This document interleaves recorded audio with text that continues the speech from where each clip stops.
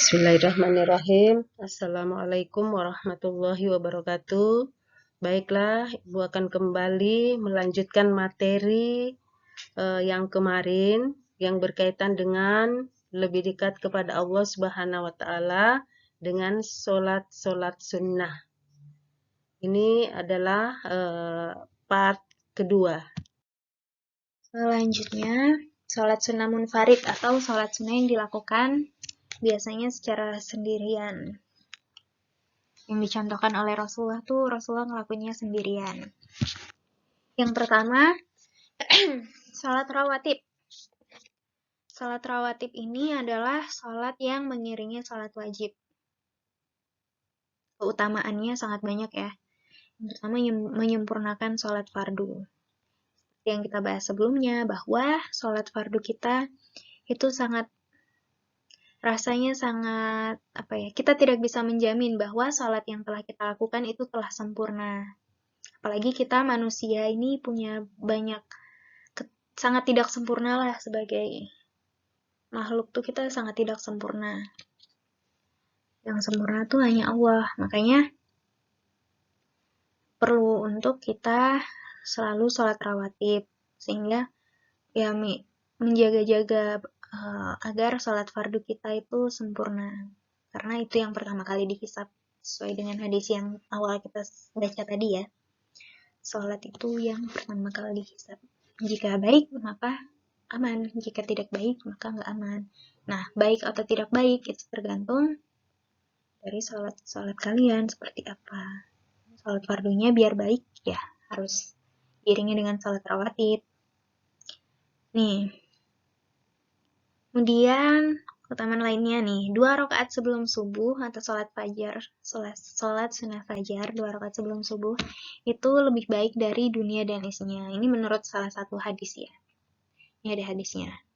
Kemudian ketika kita melakukan 12 rakaat sholat fardu dalam sehari, itu terbagi nih. Nanti kita bahas 12 rakaat itu apa aja. Ya, ini 2 rakaat sebelum subuh, kemudian 4 rakaat sebelum zuhur, dan 2 rakaat setelah zuhur. Jadi zuhur nih paling banyak. Kemudian 2 rakaat setelah maghrib dan 2 rakaat setelah isya. Ini 12 rakaat yang dimaksud. Nah, ketika kita melakukan sholat itu, maka itu setara dengan kita membangun istana di surga. Nah, jadi sebagai seorang mukmin yang sangat ingin untuk masuk surga ya, yang yakin bahwa di akhirat tuh ada surga dan ada neraka. Dan sebagai mukmin kita tahu surga adalah impian dan neraka sangat kita takutkan. Nah, ketika kita misal sudah masuk surga, di surga ya kita pengen dong punya tempat tinggal, pengen dong punya istana. Ya, daripada ya seperti ya mungkin kalau kita gambarin di dunia tuh ketika nggak punya rumah tuh nggak enak ya, kayak pengangguran gitu. Ya kayak orang-orang yang nggak punya rumah tuh gelandangan, itu nggak enak banget ya. Walaupun di surga nggak punya rumah tuh masih enak, tapi kan lebih enak ketika kita punya rumah, ketika kita punya istana. Makanya sebagai seorang yang beriman, kita harus merencanakan juga gimana kehidupan kita di surga nanti. Istana kita mau seperti apa. Semakin kita sering melakukan 12 rakaat sholat rawatib ini, semakin sering kita membangun istana di surga, maka semakin sempurnalah, semakin cantik istananya, insya Allah. Insya Allah mengizinkan, bismillah, dengan izin Allah. Ya, sering-sering melakukan 12 rakaat sholat rawatib. Biar punya istana di surga, nggak gelandangan. Walaupun gelandangan di surga tetap enak ya, nggak kayak di dunia. Kemudian keutamaan lainnya nih, 4 rakaat duha dan 4 rakaat sebelum zuhur itu juga setara dengan membangun istana di surga. Jadi sholat duha 4 rakaat, kemudian sholat qobliyah zuhur. Jadi sebelum sholat zuhur itu 4 rakaat. Kita mungkin selama ini taunya 2-2-2-2, tapi sebenarnya sebelum zuhur itu yang dianjurkan 4 rakaat. Dan itu setara dengan bangun istana di surga juga. 4 rakaat. Duha 4 rakaat sebelum zuhur. Ya, semoga dengan mengetahui keutamaan-keutamaan ini kita makin semangat ya melakukan sholat rawatib. Nah, kemudian sholat tahiyatul masjid. Ini dianjurkan juga oleh Rasulullah dalam salah satu hadis. Beliau dari Abu Qatadah radhiyallahu anhu, ia berkata bahwa Rasulullah Shallallahu alaihi wasallam bersabda, "Jika salah seorang di antara kalian masuk masjid, maka janganlah ia langsung duduk sampai mengerjakan 2 rakaat." Muttafaqun alaih. Hadis riwayat Bukhari nomor 444 dan hadis riwayat Muslim nomor 714. Nah, jadi sholat tahiyatul masjid ini sangat dianjurkan oleh Rasulullah Shallallahu alaihi wasallam. Ya, sebagai seorang muslim yang sudah bersyahadat, yang sudah mengakui bahwa Rasulullah adalah utusan Allah, dan Allah telah mengatakan bahwa kita harus melakukan apa yang diperintahkan oleh Rasulullah, dan apa yang dianjurkan oleh Rasulullah itu udah dijaga oleh, udah apa ya, udah sangat dipilih oleh Allah untuk Rasulullah katakan. Jadi dari Allah juga sebenarnya kayak gini-gini itu. Jadi ya berusahalah kita lakukan karena sebagai bentuk kita mengakui bahwa Rasulullah adalah utusan Allah. Nah, kemudian ada sholat duha. Ini Masya Allah juga nih keutamaan-keutamaannya. Yang pertama nih, menggugurkan kewajiban sedekah 360 sendi 2 rakaat. Jadi dalam salah satu hadis itu bunyinya kurang lebih seperti ini. Setiap manusia itu diwajibkan untuk bersedekah sebanyak jumlah sendi, yaitu 360 sendi. Jadi 360 sendi kita itu wajib untuk bersedekah.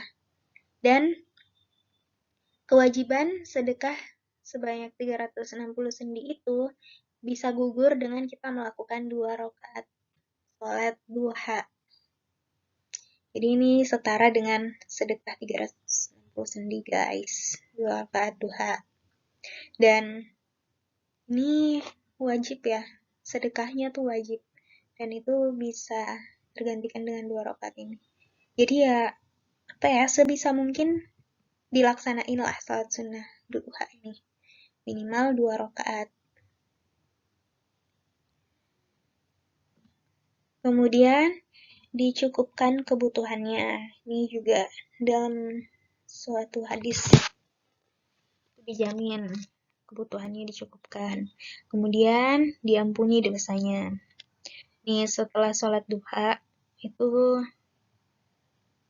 ada doanya, doa yang dianjurkan oleh Allah. Kalian boleh googling di Google ya, doa lafaz doanya. Jadi doanya tuh Rabbi Allahumma ghafir. Jadi doanya tuh Allahumma ghafirli wa tub alayya innaka antat tawwabur rahim. Itu 100 kali. Nah, jika kita melakukan sholat duha kemudian baca doa itu, doanya tadi bunyinya Allahumma ghafirli. Diulangi ya. Ikut ya. Allahumma ghafirli wa tub alayya innaka antat tawwabur rahim. Ya Allah, ampunilah aku dan aku bertaubat. Innaka anta, sungguhnya engkau Maha penerima taubat dan Maha penyayang.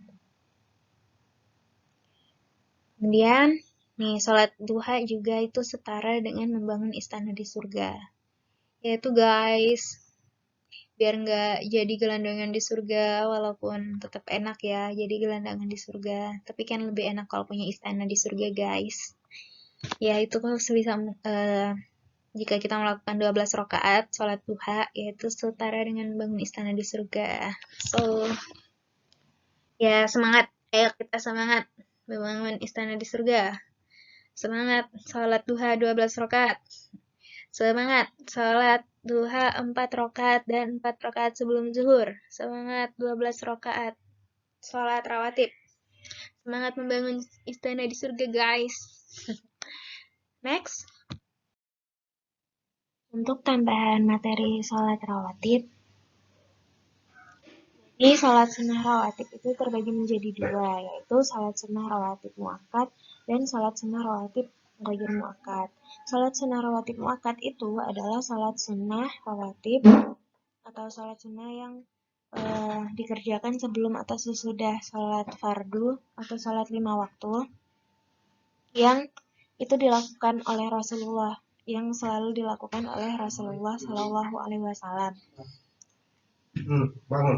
Sedangkan sholat sehingga hukumnya tuh sangat dianjurkan karena Rasulullah dalam suatu hadis disebutkan bahwa Rasulullah tidak pernah meninggalkan sholat sunnah rawatib muakkad ini. Sholat sunnah rawatib muakkad ini terdiri atas 12 rakaat, yaitu 2 rakaat sebelum subuh, 4 rakaat sebelum zuhur, 2 rakaat setelah zuhur, 2 rakaat setelah maghrib, dan 2 rakaat setelah isya.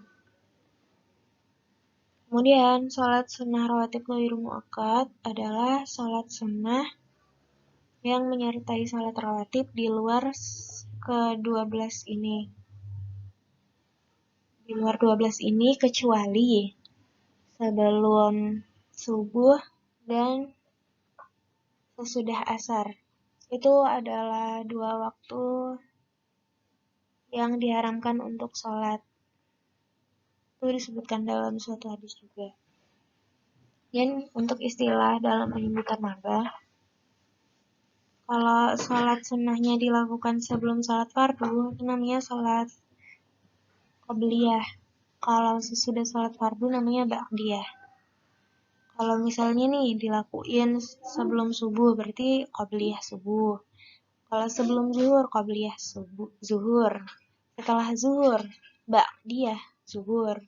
Setelah maghrib, ba'diyah maghrib. Setelah isya, ba'diyah isya gitu. Sholat tahajud. Nih, sholat tahajud juga sangat banyak keutamaan-keutamaannya. Dan sholat tahajud ini adalah kebiasaan orang-orang soleh. Jadi orang-orang soleh yang dekat sama Allah itu, jadi orang-orang yang punya kebiasaan sholat tahajud itu insya Allah dekat dengan Allah dan orang soleh. Tapi jika dia melakukan itu dengan ilmu ya, dengan ilmu dan dengan ikhlas, dengan keikhlasan. Nih, keutamaan-keutamaan sholat tahajud. Yang pertama, diangkat derajatnya oleh Allah. Ini ada hadisnya juga. Nih, yang kedua, doa mustajab. Jadi, sholat tahajud itu kan dilakukan di tengah malam ketika orang lain sedang tidur. Kemudian kita mendekatkan diri kepada Allah. Rasanya tuh seperti, seperti berkhulwat dengan Allah, berduaan dengan Allah. Rasanya tuh lebih intim berhubungan dengan Allah. Lebih dekat lah rasanya dengan Allah. Nah, itu juga Allah makin mengabulkan doa-doa kita. Doanya mustajab seperti bilangan. Kemudian yang ketiga, diampuni dosanya. Ini juga ada hadisnya. Kemudian keutamaan selanjutnya, mendekatkan diri kepada Allah ya. Yaitu tadi karena sangat sunyi ya, sangat eksklusif gitu untuk sholat, untuk beribadah kepada Allah saat orang lain tidur. Ya, tidur termasuk ibadah juga bisa. Jika dilakukan dengan ilmu dan iman, itu bisa jadi ibadah. Sholat, tidur. Tapi ya lebih eksklusif lagi kalau kita sholat ketika yang lain tidur.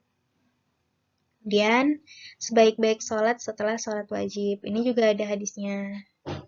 Nah, kemudian sholat tahajud adalah kebiasaan ahli surga. Jadi ahli-ahli surga itu kebanyakan sholat tahajud. Rasulullah itu sholat tahajud hampir. Pokoknya setiap malam tuh Rasulullah sholat tahajud. Dan jika Rasulullah kelewatan nggak sempat sholat tahajud atau lagi sakit, itu Rasulullah langsung biasanya menggantinya dengan duha. Itu juga ada dalam salah satu hadis. Biasanya Rasulullah sholat tahajud tuh 11 rakaat, tapi jika beliau kelewatan untuk sholat tahajud, beliau menggantinya. Pasti merasa bersalah kan, karena udah kebiasaan sholat tahajud. Walaupun itu sunnah, tapi ada keperasaan, ya kok kehilangan, kok aku kelewatan sih sholat tahajud. Nah itu beliau merasa tenang dengan menggantinya, bukan mengganti sih sebenarnya, ya usaha untuk mengganti itu dengan sholat duha 12 rakaat. Kemudian nih selanjutnya ada sholat istikharah atau sholat memohon petunjuk. Nih, jadi sholat istikharah ini ada dalam salah satu hadis.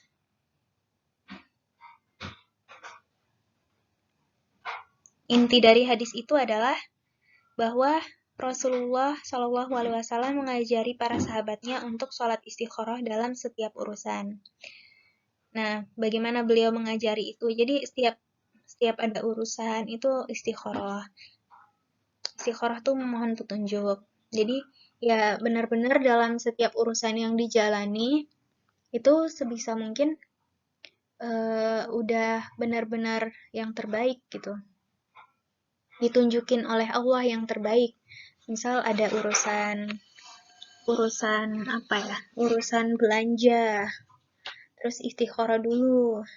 Belanja yang paling baik tuh seperti apa, yang benar-benar dibutuhin tuh seperti apa. Belanja barang-barang yang paling efektif tuh seperti apa. Kan Allah Maha mengetahui ya. Dan Allah Maha memberi petunjuk. Tapi ya petunjuknya harus dijemput juga, karena Allah tidak asal memberi petunjuk. Allah hanya memberi petunjuk kepada orang yang Allah kehendaki. Makanya kita harus selalu dekat sama Allah, biar kita termasuk orang-orang yang diberi petunjuk oleh Allah. Contohnya nih dengan sholat istikharah, minta diberi petunjuk. Biasanya dilakukan ini, sholat istikharah ini dilakukan kalau seorang wanita mau menerima lamaran atau tidak, itu yang paling terkenal ya. Atau seorang laki-laki yang mau melamar, kira-kira ini wanita terbaik atau bukan, itu minta petunjuk oleh sama Allah. Ya Allah, ini wanita terbaik atau bukan. Ya terbaik kan dimudahkan lah, diyakinkan, diberi keyakinan dalam hati. Kan Allah Maha membolak-balikan hati, Allah yang membuat kita yakin atau tidak. Dan ada juga setan yang suka bisikin, buat was-was, buat ragu.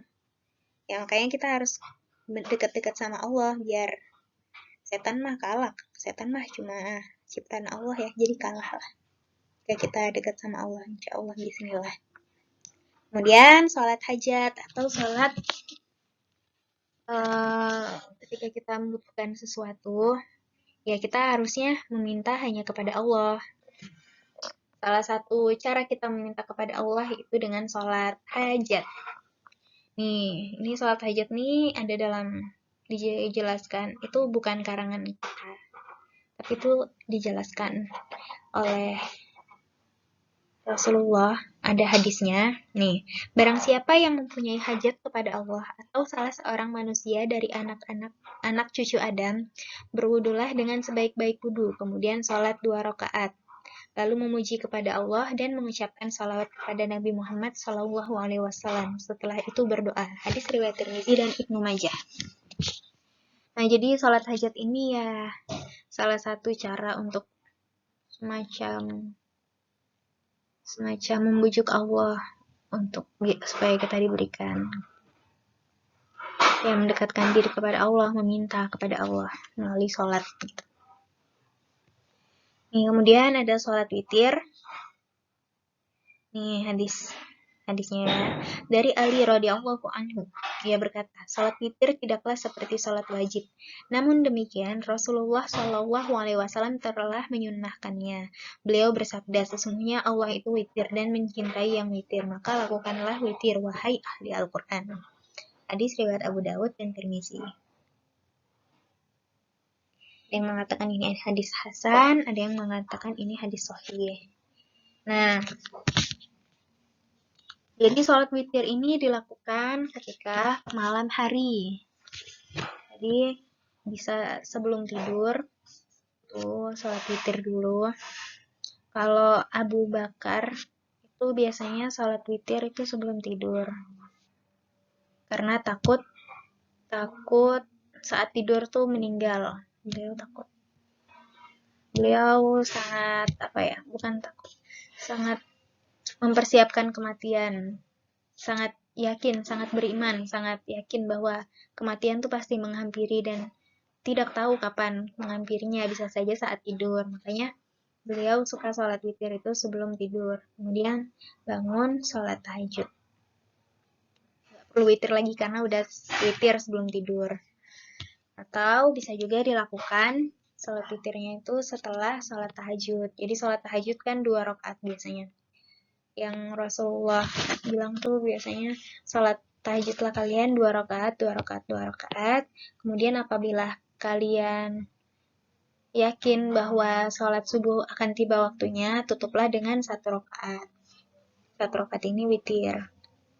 Jadi sholat witir ini adalah sholat pengganjil. Tapi bukan berarti sholat witir ini adalah penutup kita. Artinya Abu Bakar tuh ngelakuin sholat witir sebelum tidur, kemudian tetap melaksanakan sholat tahajud. Jadi setelah sholat witir itu masih boleh sholat tahajud. Rasulullah juga pernah sholat tahajud, kemudian dikira udah mau subuh, jadi sholat witir. Pas dilihat, oh ternyata belum subuh. Jadi habis sholat witir tuh sholat tahajud lagi 2 rakaat. Kemudian azan subuh. Jadi sholat witir bukan sholat penutup ya, tapi sholat pengganjil. Untuk mengganjilkan sholat, karena ini Allah itu witir dan mencintai yang witir. Kemudian selanjutnya nih, ini hadis buat kalimat penutup ya, hadis, salah satu hadis nih, dan tidaklah seorang hamba mendekat kepadaku yang lebih aku cintai daripada apa yang telah aku fardukan kepadanya. Hambaku terus-menerus mendekat kepadaku dengan ibadah-ibadah sunnah hingga aku pun mencintainya. Bila aku telah mencintainya, maka aku pun menjadi pendengar yang ia gunakan untuk mendengar, menjadi penglihatan yang ia pakai untuk melihat, menjadi tangannya yang ia gunakan untuk berbuat, dan menjadi kakinya yang ia pakai untuk berjalan. Bila ia meminta kepadaku, aku pun pasti memberinya, dan bila ia meminta perlindungan kepadaku, aku pun pasti akan melindunginya. Hadis riwayat Al-Bukhari 6502. Ini salah satu hadis qudsi. Jadi ya, nih ibadah-ibadah sunnah itu membuat kita makin dekat kepada Allah. Dan ketika kita terus-menerus mendekatkan diri kepada Allah, bertakarub kepada Allah, maka Allah akan mencintai kita. Dan ketika Allah mencintai kita, maka ya karena kita dekat sama Allah juga ya, jadi apa yang kita lakukan itu benar-benar Allah itu dengan mendengar dengan pendengaran Allah, melihat dengan penglihatan Allah.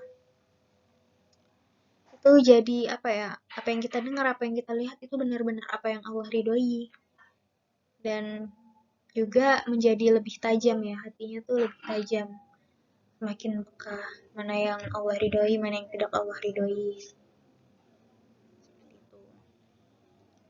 Insya Allah ya, jika Allah mencintai kita nih, bahkan permintaan kita juga nih, bila ia meminta kepadaku, aku pun pasti akan memberinya. Masya Allah.